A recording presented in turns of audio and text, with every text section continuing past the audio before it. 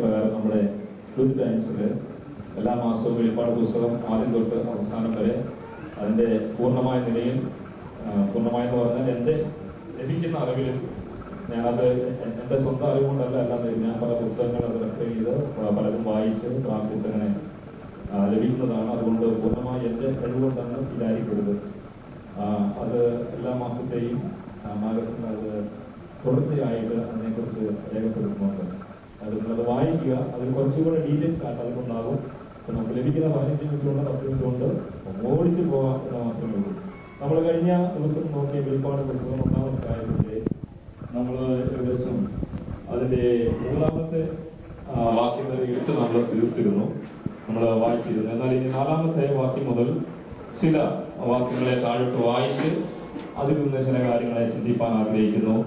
വെളിപ്പാട് പുസ്തകം 1-ാം അധ്യായത്തിന്റെ 4-ാമത്തെ വാക്യം മുതൽ അവിടെ 4-ാമത്തെ വാക്യപ്രകാരം യോഹന്നാൻ ആസിയിലെ 7 സഭകൾക്കും എഴുതുന്നത്, ഇരിക്കുന്നവരും ഇരുന്നവരും വരുന്നവരുമായവരിൽ നിന്നും അവന്റെ സിംഹാസനത്തിന് മുൻപുള്ള 7 ആത്മാക്കളുടെ പക്കൽ നിന്നും വിശ്വസ്ത സാക്ഷിയും മരിച്ചവരിൽ ആദ്യജാതനും ഭൂരാജാക്കന്മാർക്ക് അധിപതിയുമായ യേശു ക്രിസ്തുവിൽ നിന്നും നിങ്ങൾക്ക് കൃപയും സമാധാനം ഉണ്ടാകട്ടെ. വളരെ ഡീറ്റെയിൽസ് ആയിട്ട്, വളരെ ലോങ് ആയിട്ടുള്ള ഒരു അഭിവാദ്യമാണ് ഇവിടെ യോഹന്നാൻ ഇവിടെ രേഖപ്പെടുത്തിയിരിക്കുന്നത്. വളരെ വിചിത്രമായിട്ട് ഇവിടെ പറഞ്ഞിരിക്കുന്നു, അതേ ആസിയയിലെ 7 സഭകൾക്കും എഴുതുന്നു. അപ്പോൾ ഈ ആസിയയിലെ 7 സഭകൾ മാത്രമല്ലായിരുന്നു ഉണ്ടായിരുന്നത്. ആസിയയിലെ 7 സഭകളെ കൂടാതെ 3 സഭകളുടെ അവിടെ ഉണ്ടായിരുന്നു. എന്നാൽ പ്രധാനമായിട്ട് 7 സഭകളെ കുറിച്ച് ദൈവത്തിന്റെ വചനത്തിൽ പറയുന്നു. 7 സഭകളെ പരിശുദ്ധാത്മാവ് എടുത്ത് എഴുതി ഉപയോഗിച്ചതിന്റെ ഒരു പ്രധാനപ്പെട്ട കാര്യം എന്ന് പറയുന്നത്, കർത്താവായ യേശു ക്രിസ്തുവിന്റെ ക്രൂശ് മരണത്തിന് ശേഷം കർത്താവായ യേശു ക്രിസ്തുവിന്റെ 2ാമത്തെ വരവ് വരെ, അതായത് സഭ ലോകത്തിൽ നിന്ന് എടുക്കപ്പെടുന്നവരെ ഉള്ള കാലങ്ങളെ 7 സഭാ യുഗങ്ങളായി കർത്താവ് വേർതിരിച്ചു. കർത്താവ് യേശുവിന്റെ കാൽവരി ക്രൂശിലെ മരണത്തോടെ ദൈവസഭയ്ക്ക് തറക്കല്ലിട്ടു. പരിശുദ്ധാത്മാവ് പെന്തക്കോസ്ത് നാളിൽ വന്നപ്പോൾ പരിശുദ്ധാത്മാവ് ഇറങ്ങി വന്നതോടെ സഭയുടെ ഉദ്ഘാടനം ചെയ്തു. അങ്ങനെ ഉദ്ഘാടനം ചെയ്യപ്പെട്ട സഭ അപ്പോസ്തലന്മാർ മുഖാന്തരം തുടർന്ന് ഇന്ന് വന്ന് ഇങ്ങനെ ഇന്നത്തെ കാലം വരെ സഭ മുൻപോട്ട് പോയിക്കൊണ്ടിരിക്കുക. അപ്പോൾ വീണ്ടും കർത്താവായ യേശു ക്രിസ്തു 2ാമത് വരും. യേശു 2ാമത് വന്നു കഴിയുമ്പോൾ സഭ ലോകത്തിൽ നിന്ന് എടുക്കപ്പെടും. അപ്പോൾ അന്ന് എന്നാണ് യേശു വരുന്നതെന്ന് ചോദിച്ചാൽ വരുന്ന സമയം നമുക്ക് പറയാൻ പറ്റത്തില്ല. അത് ദൈവത്തിന്റെ പദ്ധതിയിലുള്ളതാണ്.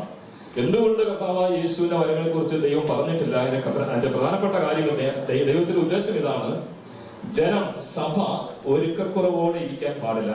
അതാണ് പരിശുദ്ധാത്മാവിന്റെ ഉദ്ദേശം. അപ്പോൾ ഇന്ന നാഴികയ്ക്ക് ഇന്ന സമയത്ത് വരും എന്ന് പറഞ്ഞാൽ സഭ എന്ത് ചെയ്യും?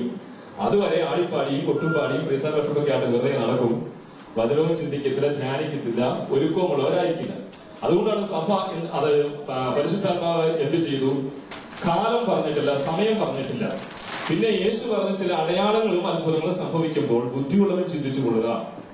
യേശു പറഞ്ഞ ബുദ്ധിയുള്ളവർ ചിന്തിച്ചു കൊള്ളുക, ഈ സമയമൊക്കെയും അടുത്ത് വരുമ്പോൾ ഇതെല്ലാം എന്റെ വരവിന് ഉള്ള സൂചനയായിട്ട്, അടയാളമായിട്ടുണ്ടായിരിക്കും. പക്ഷെ അതുകൊണ്ട് സമയം ഏതെന്ന് പരിശുദ്ധാത്മാവ് പറഞ്ഞിട്ടില്ല. ഇവിടെ പറഞ്ഞിരിക്കുന്നു, ഇങ്ങനെ ആസിയയിലെ 7 സഭകൾക്ക് വേണ്ടി എഴുതുന്നു. അപ്പോൾ ആസിയയിലെ 7 സഭകളെ കുറിച്ച് ഇവിടെ പറഞ്ഞിരിക്കുന്നത് ലോകത്തിലുള്ള എല്ലാ സഭകളുടെയും പ്രാതിനിധ്യം വഹിച്ചുകൊണ്ടാണ് ഇവിടെ യേശു 7 സഭകളെ ഇവിടെ ഉദ്ധരിച്ച് പറഞ്ഞിരിക്കുന്നത്. അപ്പോൾ നമ്മൾ തുടർന്ന് വരുന്ന 2-ാം അധ്യായം വായിക്കുമ്പോൾ 7 സഭകളെ കുറിച്ച് പറയുന്നുണ്ട്.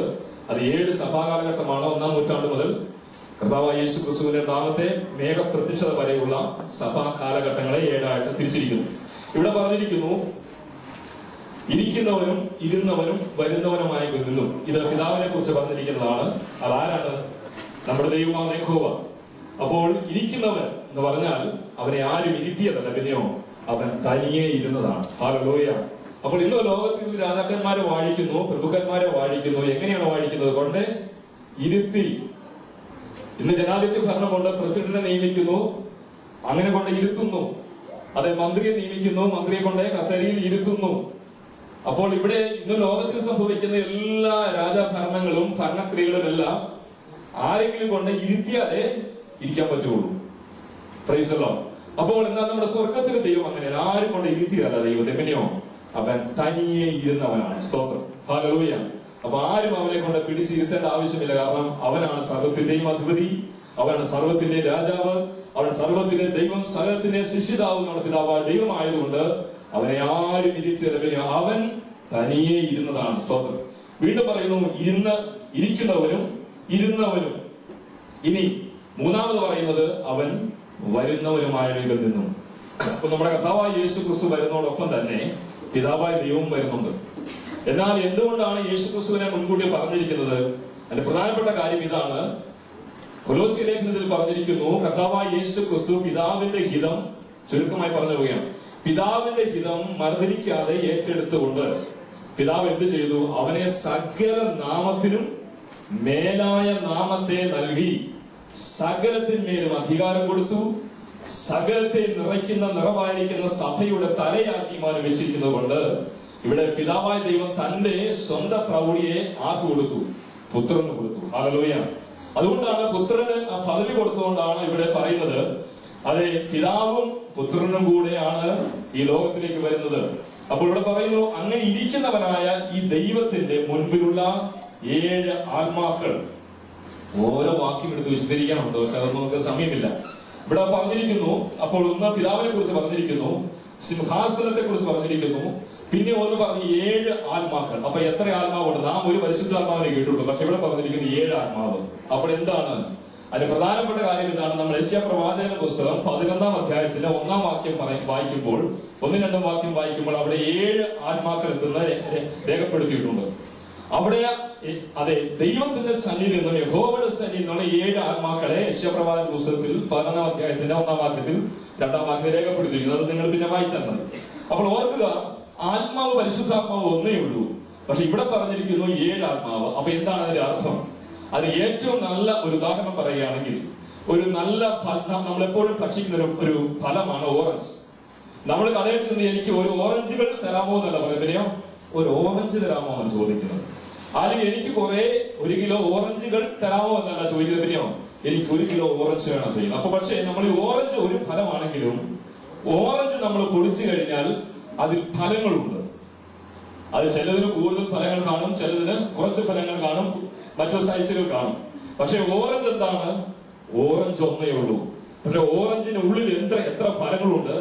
അനവധി ഫലങ്ങളുള്ളത് പോലെയാണ് ഇവിടെ ദൈവത്തിന് പറയുന്നു, പരിശുദ്ധാത്മാവ് ഒന്നേ ഉള്ളൂ. പരിശുദ്ധാത്മാവിന്റെ ഫലങ്ങളാണ് എന്താണ് പറഞ്ഞിരിക്കുന്നത്?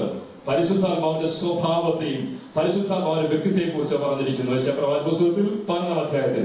ആ 7 ആത്മാക്കളാണ് എവിടെയുള്ളത്? സിംഹാസനത്തിന് മുൻപിലുണ്ട്. അപ്പോൾ ഒന്ന് ഓർക്കുക, ദൈവത്തിന്റെ പരിശുദ്ധാത്മാവ് തിരുവചനം പറയുന്നു, യേശുക്രിസ്തുവിന്റെ സ്വർഗ്ഗാരോഹണ ശേഷം ദൈവത്തിന്റെ പരിശുദ്ധാത്മാവ് പെന്തക്കോസ്ത് നാളിൽ ഈ ലോകത്തിൽ വന്നു. ഇപ്പോഴും ദൈവത്തിന്റെ പരിശുദ്ധാത്മാവ് ഈ ലോകത്തിലുണ്ട്. യേശു പിതാവിന്റെ വലത്തുഭാഗത്തിരിക്കുന്നു, പിതാവും സ്വർഗത്തിലിരിക്കുന്നു. അപ്പോൾ ഇപ്പോൾ ഇവിടെ നമ്മുടെ കൂടെ ആരാണുള്ളത്? യഥാർത്ഥത്തിൽ പരിശുദ്ധാത്മാവാണുള്ളത്. യേശു എവിടെ ഇരിക്കുന്നു? പിതാവിന്റെ വലത്തുഭാഗത്തിരിക്കുന്നു. അപ്പോൾ നമ്മൾ ഓർക്കുക, അപ്പോൾ കർത്താവ് യേശുവെ എന്റെ ഹൃദയത്തിൽ വരണമെന്ന് പറയുമ്പോൾ യേശു സ്വർഗത്തിൽ നിന്ന് ഇറങ്ങി താഴേക്ക് വരികയാണ് അതിന്റെ അർത്ഥം. ഇതൊക്കെ വളരെ ഡീപ്പായ വിഷയങ്ങളാണ്. അപ്പൊ എന്താണ് അർത്ഥം? അതാണ് ദൈവത്തിന്റെ, യേശു തന്നെയാണ് ആത്മാവ്, യേശു തന്നെയാണ് ദൈവം, അത് യേശു തന്നെയാണ് ഹല്ലേലൂയ ദൈവത്തിന്റെ പൂർണ്ണരൂപം. അതുകൊണ്ടാണ് ദൈവത്തിന് പകരം പറയുന്നു ത്രിത്വൈക ദൈവം എന്ന് പറയുന്നത്. ചിന്തിക്കാൻ സമയമില്ലാതെ പോട്ടെ.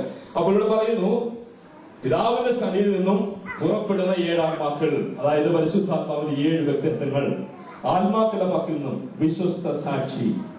ഇപ്പൊ യേശു ക്രിസ്തുവിനെ കുറിച്ചാണ് ഇവിടെ പറഞ്ഞിരിക്കുന്നത്. യേശു ക്രിസ്തു എങ്ങനെയാണ്? പിതാവിന്റെ മുൻപിൽ ഉള്ള പരിശുദ്ധാത്മാവിന്റെ 7 വ്യക്തിത്വങ്ങളിൽ നിന്നും, അത് അവരുടെ പക്കൽ നിന്നുമുള്ള, ദൈവത്തിന്റെ പക്കൽ നിന്നുമുള്ള വിശ്വസ്ത സാക്ഷി എന്ന് പറഞ്ഞാൽ, വിശ്വസ്ത സാക്ഷി എന്ന് പറഞ്ഞാൽ കണ്ടതുപോലെ പറയുന്ന വ്യക്തി. അപ്പോൾ ഞാനിവിടെ പുലിയെ കണ്ട് നാട്ടിൽ നിന്ന് എലിയെ കണ്ടെന്ന് പറയുന്ന പോലെയല്ല. അല്ലെങ്കിൽ ഞാനിവിടെ മനുഷ്യന്റെ മുഖം നോക്കിയിട്ട് അവർ ചിരിക്കുന്നുണ്ടെങ്കിൽ ഞാൻ അവർക്ക് ചിരിക്കുന്ന സന്ദർഭത്തിൽ മെസ്സേജ് പറയുന്നത് പോലെയല്ല. അത് ഇവിടെ ദൈവത്തിന്റെ വചനം പറയുന്നു, വിശ്വസ്ത സാക്ഷി എന്ന് പറയുന്നത് കണ്ടതും അറിഞ്ഞതും അനുഭവിച്ചതും ഒന്നും വിടാതെ അതുപോലെ മറ്റുള്ള സ്ഥലത്ത് നിന്ന് പറയുന്നവനാണ് വിശ്വസ്ത സാക്ഷി. പിന്നെ അയച്ചവന്റെ ഇഷ്ടം പൂർണ്ണമായും നിറവേറ്റുന്നവനാണ് വിശ്വസ്ത സാക്ഷി. അപ്പോൾ പറയുന്നത് എന്താ? ഇവിടെ വിശ്വസ്ത സാക്ഷി ആരാണ്? യേശു ക്രിസ്തുവിനെ കുറിച്ച് പറഞ്ഞിരിക്കുന്നു. അപ്പോൾ വിശ്വസ്ത സാക്ഷിയും, പിന്നെ അടുത്തത് മരിച്ചവരിൽ ആദ്യജാതൻ. അത് നമുക്ക് വളരെ സംശയമുള്ളാക്കുന്ന ഒരു സംഗതിയാണ്, മരിച്ചവരിൽ ആദ്യജാതൻ. അപ്പോൾ ഈ ആദ്യജാതനും ഹല്ലേലൂയ, അത് ഇവിടെ പറഞ്ഞിരിക്കുന്നു ആദ്യജാതൻ. അപ്പോൾ ആദ്യജാതനും ഏകജാതനും തമ്മിലുള്ള വ്യത്യാസം എന്താണ്? എന്ന് പറയാമോ? ആദ്യജാതനും ഏകജാതനും തമ്മിലുള്ള വ്യത്യാസം ആർക്കും ഇത് പറയാമോ? ഇങ്ങനെ ഉണ്ടായിരിക്കുന്ന നിങ്ങൾക്ക് പെട്ടെന്ന് ഉറക്കം വരും. ആദ്യജാതനും ഏകജാതനും തമ്മിലുള്ള വ്യത്യാസം ചിലരെന്ന് പറയുന്നില്ലോ. ആദ്യജാതൻ ഒരു കാര്യമില്ലേ? ആദ്യജാതൻ എന്ന് പറഞ്ഞാൽ എന്താണ്? ആദ്യത്തെ പുത്രൻ അല്ലെങ്കിൽ ആദ്യത്തെ സന്തതി. അതിനുശേഷം എന്തുണ്ടാവും?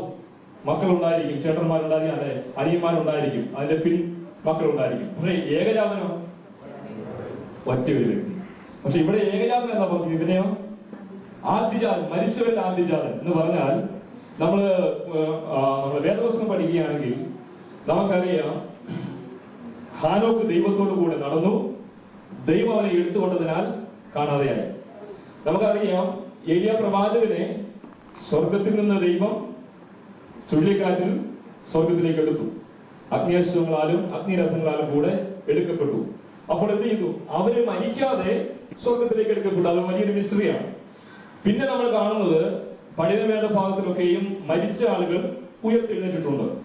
അതായത് മരിച്ച ആളുകൾ, അതായത് എലിയ പ്രവാചകന്റെ അസ്ഥിമാനത്തിൽ ചെന്ന് വീണ ഒരു വ്യക്തി ഉയർത്തെഴുന്നേറ്റ് നമ്മൾ കാണുന്നുണ്ട്, മരിച്ചൊരു വ്യക്തി.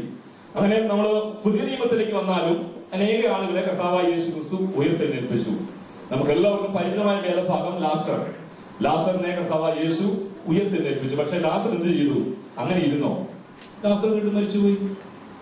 അപ്പൊ അന്ന് ഉയർപ്പിക്കപ്പെട്ട സകല മനുഷ്യരും രണ്ടാമത് മരണത്തിന് അടിമപ്പെട്ടു. പക്ഷെ ഇവിടെ ദൈവത്തിന്റെ വചനം പറയുന്നു, നമ്മുടെ കർത്താവ് മരിച്ചിട്ട് ഉയർത്തെഴുന്നേറ്റത്തിന് ശേഷം പിന്നെ മരിച്ചിട്ടില്ല. ഹല്ലേലൂയ. അതുകൊണ്ടാണ് മരിച്ചവരിൽ ആദ്യജാതൻ എന്ന് ദൈവത്തിൽ പറഞ്ഞിരിക്കുന്നു. എന്നാൽ മരിച്ചവരിൽ ആദ്യജാതൻ, അവൻ പിന്നെ രണ്ടാമത് മരിച്ചിട്ടില്ല. ഹല്ലേലൂയ. അതുകൊണ്ട് നമ്മുടെ കർത്താവ് ഇന്നും ജീവനോടെ ഇരിക്കുന്നു. Price the Lord. ഹല്ലേലൂയ. അപ്പോൾ അവൻ മരിച്ചവരിൽ ആദ്യജാതനാണ്.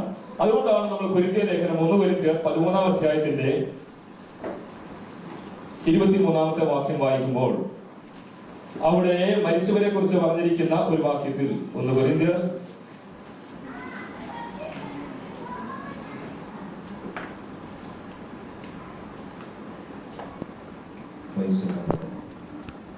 15:23 അവിടെ ഉയർപ്പിനെ കുറിച്ച് പറഞ്ഞിട്ടുണ്ട്. ഓരോരുത്തരും താന്താന്റെ നിരയിൽ അത്രേ. ആദ്യഫലം ക്രിസ്തു, പിന്നെ ക്രിസ്തുവിനുള്ളവർ, അവന്റെ വരവിങ്കൽ, പിന്നെ അവസാനം. അന്ന് അവൻ എല്ലാ വാഴ്ചയ്ക്കും അധികാരത്തിനും ശക്തിക്കും നീക്കം വരുത്തി രാജ്യം പിതാവായ ദൈവത്തെ ഏൽപ്പിക്കും. അപ്പോൾ ഇവിടെ പറഞ്ഞിരിക്കുന്ന വാക്യം എന്താണ്? ആദ്യഫലം ക്രിസ്തു എന്ന് പറഞ്ഞാൽ ആദ്യജാതൻ ക്രിസ്തു. പിന്നെ എന്ത് ചെയ്യുന്നു? അവനിൽ വിശ്വസിക്കുന്നവർ, അവനിൽ മരിച്ചവർ. അപ്പോൾ ഓർക്കുക, ഇവിടെ യേശുവിന്റെ ഒരു ഉയർത്തെഴുന്നേൽപ്പിനെ കുറിച്ചും കൂടെ പറഞ്ഞിരിക്കുന്നത്. അത് ആദ്യമായിട്ട് ഉയർത്തെഴുന്നേറ്റ കർത്താവായ യേശു ക്രിസ്തു ആദ്യഫലം എന്ന് പറഞ്ഞാൽ ആദ്യജാതൻ. രണ്ടാമത് മരിക്കുന്നത് ആരാണ്? ക്രിസ്തുവിനുള്ളവർ, അതായത് നാം ഉള്ളവർ, ഞാന്, നിങ്ങള്, ക്രിസ്തുവിനുള്ളവർ. നമ്മൾ എന്ത് ചെയ്യുന്നു? രണ്ടാമത് മരിക്കും. അപ്പൊ മരിച്ച ശേഷം എന്ത് ചെയ്യും? നമ്മൾ രണ്ടാമത് ഉയർത്തെഴുന്നേൽക്കും. അപ്പൊ ക്രിസ്തുവിന് എന്ത് ചെയ്യുന്നു? അടുത്തൊരു തലമുറയായി. Praise the lord. പിന്നെ എല്ലാം വരുന്നത് എന്താണ്? ആദ്യഫലമായി യേശു ക്രിസ്തു ഉയർത്തെഴുന്നേറ്റു. പിന്നെ അവനിൽ വിശ്വസിക്കുന്ന എല്ലാവരും ഉയർത്തെഴുന്നേറ്റ് വന്നതുകൊണ്ടാണ് ഈ ആദ്യജാതൻ എന്നുള്ള പേര്, പദവി യേശുവിന് ലഭിച്ചത്. മനസ്സിലായല്ലോ? ആദ്യജാതൻ എന്ന പദവി യേശുവിന് ലഭിച്ചത് ആദ്യമായ കർത്താവായ യേശു ക്രിസ്തു ഒരിക്കലായിട്ട് മരിച്ചു, ഉയർത്തെഴുന്നേറ്റു. പിന്നെ അവനിൽ വിശ്വസിക്കുന്നവരെല്ലാവരും ഉയർത്തെഴുന്നേൽക്കുന്നത് കൊണ്ടാണ് യേശുവിന് ആദ്യജാതൻ എന്നുള്ള സ്ഥാനപ്പേര്, ആ പദവി ലഭിച്ചത്. അപ്പോൾ മരിച്ചവരിൽ ആദ്യജാതൻ. പിന്നെ അടുത്തത് വന്നിരിക്കുന്നത്, ഭൂരാജാക്കന്മാർക്ക് അദ്വിതീയമായ യേശു ക്രിസ്തുവിൽ നിന്ന് നിങ്ങൾക്ക് എവിടെയും സമാധാനം ഉണ്ടാകട്ടെ. അപ്പോൾ ഈ ലോകത്തിന്റെയൊക്കെ രാജാക്കന്മാരുടെ മേൽ രാജാവ് ആരാ? നമ്മുടെ കർത്താവായ യേശുവാ. ഹല്ലേലൂയ. Price the Lord. സ്തോത്രം. അതുകൊണ്ടാണ് അത് അപ്പോസ്തലനായ പൗലോസ് എഫേസ്യരിലേക്ക് പറഞ്ഞിരിക്കുന്നത്, നിങ്ങൾ വിശേഷിച്ച് നിങ്ങളുടെ രാജാക്കന്മാർക്ക് വേണ്ടിയും നിങ്ങളുടെ പ്രഭുക്കന്മാർക്ക് വേണ്ടിയും പ്രാർത്ഥിക്കണം. എന്നാണ് എന്താ? നമ്മുടെ രാജാവ് സ്വർഗത്തിലെ ദൈവമാണ്. നമ്മുടെ കർത്താവ് വിചാരിച്ചാൽ ലോകത്തിലെ നിയമങ്ങളെ മാറ്റുവാൻ കഴിയും. നമ്മുടെ കർത്താവ് വിചാരിച്ചാൽ ലോകത്തിന്റെ ഭരണങ്ങളെ മാറ്റുവാൻ കഴിയും. നമ്മുടെ കർത്താവ് വിചാരിച്ചാൽ നമുക്ക് യോഗ്യമായ ഇലക്ഷനിലൂടെ നേതാക്കന്മാർ ദേശത്തിൽ എഴുന്നേൽപ്പിക്കപ്പെടും. ഹല്ലേലൂയ. നിർഭാഗ്യം എന്ന് പറയട്ടെ, നമ്മൾ ഈ വിഷയത്തെ കുറിച്ച് ഒന്നും പ്രാർത്ഥിക്കുന്നില്ല. നമ്മൾ ഏത് പാർട്ടി വരണം എന്നാണ് നമ്മൾ നോക്കുന്നത്. പക്ഷേ കർത്താവേ, അത് ഞങ്ങൾക്ക് ക്രിസ്ത്യാനിക്കും കഷ്ടം വരുത്താത്ത ഒരു മന്ത്രി വരണമേ എന്ന് ആരെങ്കിലും പ്രാർത്ഥിക്കുന്നത് ഞാൻ കേട്ടിട്ടില്ല. ചുരുക്കം ചില ആളുകൾ പ്രാർത്ഥിക്കുന്നത്. പക്ഷെ അത് നമ്മുടെ വലിയ പോരായ്മയാണ്. അപ്പോൾ ആ കൂടെ പറഞ്ഞതിലൂടെ അപ്പൊ എന്താണ്?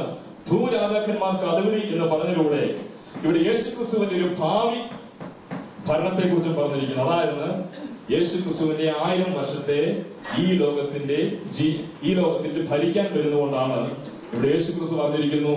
അതെ, ദൈവത്തിന്റെ വചനം പറഞ്ഞിരിക്കുന്നു, അവൻ ഭൂരാജാക്കന്മാർക്ക് അധിപതിയാണ്.